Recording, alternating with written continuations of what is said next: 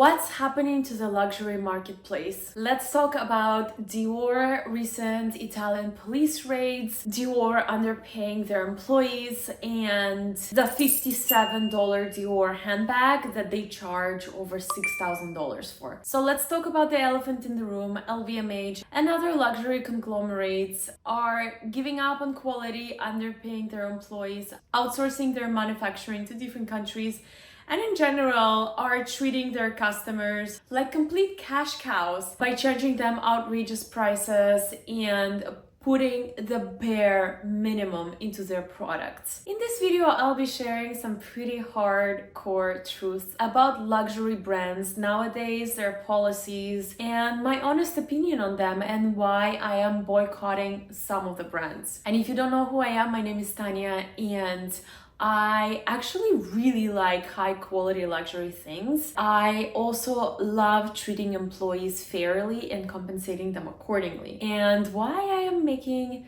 some conscious decisions about different popular brands such as Dior, Hermes, Chanel, LVMH, Kering, Richmond, all of the above. And at the end of the video, I'll let you know on my personal dilemma, and I really want your opinion about this because I think this is going to be huge. And if you also love luxury things, high quality things, Hermes, all the brands, subscribe to my channel and follow me on Instagram for more brand reviews. And you can always count on me on being 100% honest and not looking for brand sponsorships. So let's go back to the beginning of the video. If you haven't heard already, the Italian police have raided some illegal warehouses where Dior bags and allegedly other brands that they refused to name. Their bags were manufactured with illegal immigrant workers that were getting less than $2 per hour. And allegedly, according to the Italian police calculations, the Dior bag that Dior resells for over $6,000 costs $57 to make. So the markup is times 10 for the brand name. Yeah, so if you've been living under a rock and have not heard the news, these are the news. And Dior was just one of the brands that was being named. And again, the other brands were not named, but Dior is owned by LVMH. So maybe we can assume that some other LVMH brands, could be manufactured the same way. Again, I don't know for sure. This is just my personal opinion. I don't have any facts, but I've been hearing rumors here and there in this industry that that's the practices that, the big brands are using nowadays, which honestly breaks my heart a little bit, because when you spend so much money on a piece of leather or a piece of clothing, you kind of think that you are supporting, skilled artisans. You think that you are supporting like a skill from the past that has been passed down from generation to generation. You think that you're supporting the best of the best fabrics, leathers, silks, etc.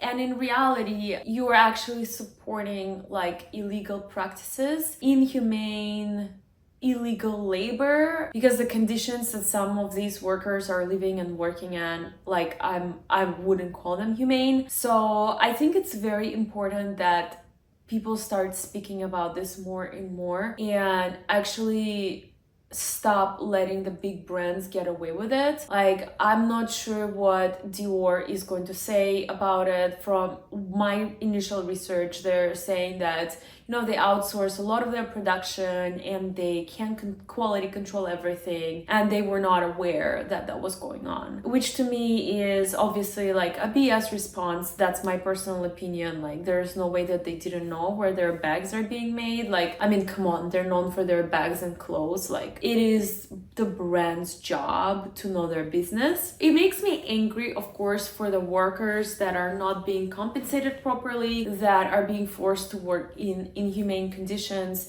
And also it makes me very angry as a consumer, because the illusion that we're being sold is something very different. When you are paying so much for a piece of clothing or bag or shoes, you are expecting a piece of art. You are expecting it to be unique. You're expecting the brand to care about what they're selling. And in reality, it's been more and more about the profits. And these brands are getting so huge, like LVMH, Kering, and Richmond, and they're buying other brands, and now there's so little independent brands left. And you see more and more brands follow these like fast, trendy things, make money fast, sacrifice on quality business model. So you see a lot of brands following it. Like, for example, one of my favorite brands, Hermes, I am really having second thoughts about it, and I have already shared it. Here's a big piece that I'm personally struggling with, because in the years that I have been a customer of Hermes, and Hermes is, by the way, an independent brand, and Hermes is still, by the way, one of the only brands that actually does quality control, and especially like some of their products like Birkins and Kellys, they are still handmade, they are still like, you know, some of the leathers, according to the leather artisans, are not the same, but still they're better than those of like other fashion houses. But in reality, like, I've been shopping Hermes for many years, and I can see the decline in quality in some of their goods, specifically their shoes, some of their leather goods that are not Birkins or Kellys. It's sad, but it's true, like, especially the shoes, like the decline. I mean, I'm not sure why not many people are talking about it. And it's not that I'm talking bad about the brand. Like, I love the brand. When I'm spending $1,000 to $3,000 on a pair of shoes, I want perfection. And that perfection, like, is no longer there. Like, of course, when we're talking about Hermes, like, Hermes is still in some of their policies, okay? Not all, but in some of their policies, they still respect the customer. Like, their price increases have been quite reasonable, right? They still happen once or twice a year. Lately it's just been once a year. So while I do think that Hermes still like is sort of in that gray area, and I wouldn't put Hermes on the same level as like some of the Kering brands or LVMH brands, or even Chanel. Like Chanel, I've been so disappointed in Chanel over the last couple of years. I have not bought anything Chanel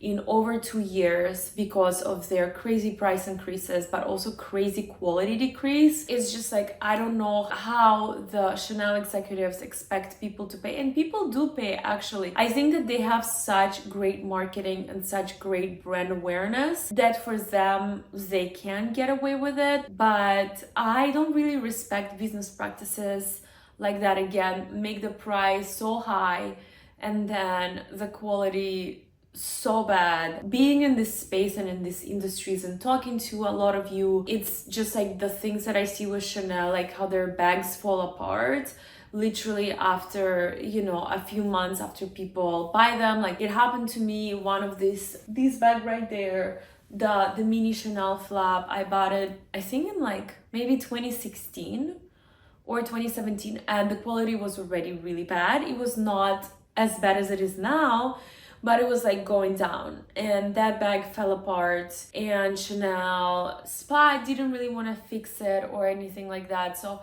yeah, I guess like overall, I am just a little bit disappointed that all of the major brands, LVMH, Kering, Richmond, as well as Hermes, they're moving away from the practices of, you know, lifelong artisanship and really taking care of the details, sourcing the finest ingredients, to making fast trends that like everybody has. You know, with Hermes, everybody has the shipper sandal. With Chanel, everybody has the sling bags. Everybody has the Chanel Kelly bag. Dior, everybody has the Dior book tote or the Dior saddle bag. It was a thing, you know. Bottega Veneta, the Jody bag. Like, all of those really fast trends that come in super hot. They're popular for like a year or two, and then they go out. And of course, the brands, they make more money this way because, you know, they come up with different things. I think it is making them rich, but it's kind of taking away from this care about timeless fashion, care about, you know, making a bag that would last 20, 30, 40, 50, 100 years. Call me an old school romantic, but I am searching for more brands that are like that, more brands that are timeless, more brands that care more about the quality and about the customer. than about making a fortune. So if you know any of the brands that are like that, please let me know. I am actually seriously considering pivoting my YouTube channel and my social media, Instagram, everything towards finding and reviewing these kind of brands that are sort of like from the past, that are really care about quality, sourcing the finest fabrics, the finest things, and truly making art versus making a lot of money, making fast turnaround, going viral with the marketing, and then on to the next thing, on to the next thing. And I also feel like the brands are getting less and less creative, and more brands are bringing the viral designs from the past versus literally inventing something new.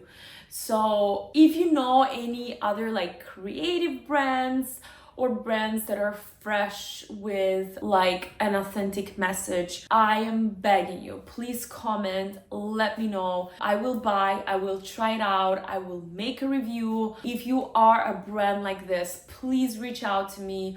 I would love to review your stuff and truly talk more about the brands that care about, their employees, about the quality, about the designs, about really making a difference in the world versus making a $57 handbag and charging over $6,000 for it. Subscribe to my channel and follow me on Instagram if the message that I want to pivot to resonates with you, and let's create a more sustainable, better quality, fairly compensated people, that kind of world together. With love.